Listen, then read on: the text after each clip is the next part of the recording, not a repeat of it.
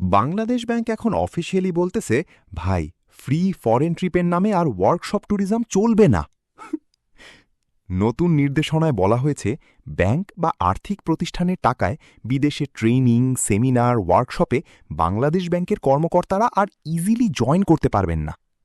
মানে সিচুয়েশন এমন, আগে ফাইন্যান্সিয়াল সেমিনার শুনলেই কিছু মানুষের চোখে প্রবাবলি দুবাই স্কাইলাইন ভেসে উঠত। এখন থেকে রুলস টাইট। ট্রেনিং করতে গেলে পারমিশন লাগবে, আর অনোরেরিয়াম না ভাই, সেটাও না।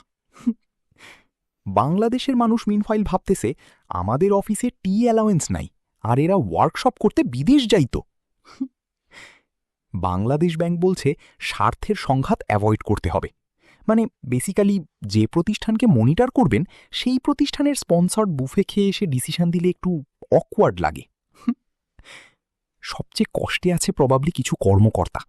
আগে ভাবত সেমিনার ইন সিঙ্গাপুর, এখন জুম মিটিংয়েই কাজ চালান ভাই।